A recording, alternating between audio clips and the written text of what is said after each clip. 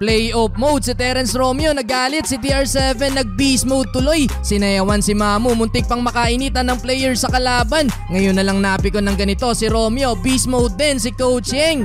PBA quarterfinals sa pagitan ng San Miguel Beermen at Rain or Shine Elasto Painters. Hawak ng Beermen ang twice to beat advantage. Present na din sa lineup ng SMB etong si Kitty Menes. First quarter maagang dinomina ng Beermen ang ilalim, walang pantapatang Ross sa import na si Boatwright. Bagsak ang inabot na Gabe Norwood ng Araruin sa ilalim. Total of 8 points ang import ng Beermen. Junmar Fajardo tip shot, basic na basic. Bibihirang mangyari, sumalampak etong si Abay. Kontrolado ng SMB ang momentum, loaded pa ng scorers. Si Jay Perez 7 points, may ambag din ng 6 points si Chris Ross. 9 points para kay Junmar Fajardo. 3-minute mark ipinasok si TR7 pero alat pa, mintes ang dalawang pull-up jumper. May konting girian din na nangyari, kiskisan kontra kay Gian Mamuyak kung saan na technical si Romeo with second motion. Well, 36-32 nakahabol ang Rain or Shine.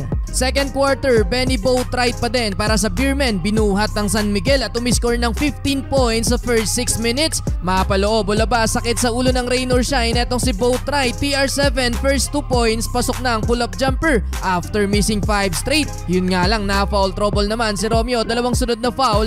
Inararo pa ng rookie na si Adrian Nokum na ipasok pa ang layup. 7-2 run para sa Rain or Shine under 4 minutes. 58-56, napura na lang yan sa tres ni Boatwright.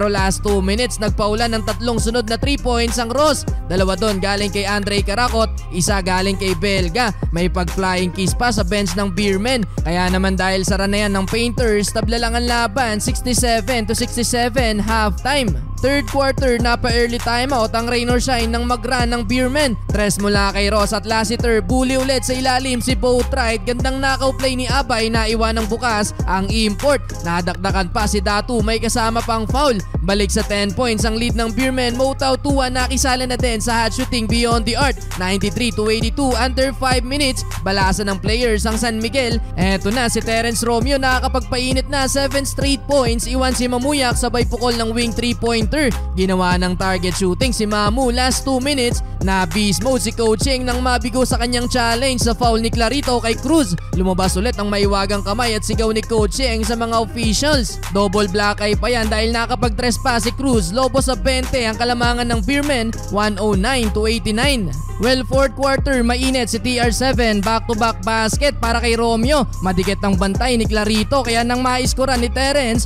pinakamukha mismo ni The Bro na hindi siya kayang bantayan. Dito na nagkainitan mga bro, mapipikon pa si Romeo. Ngayon na lang ulit nangyari to. Na-trigger ng sobra si TR7. Well, dahil sa laki na lang lamang ng Beermen mga bro, nahirapan na din ang Rain or Shine makadikit at sa uli, panalo ang Beermen. A-advance na sa semifinals ang San Miguel.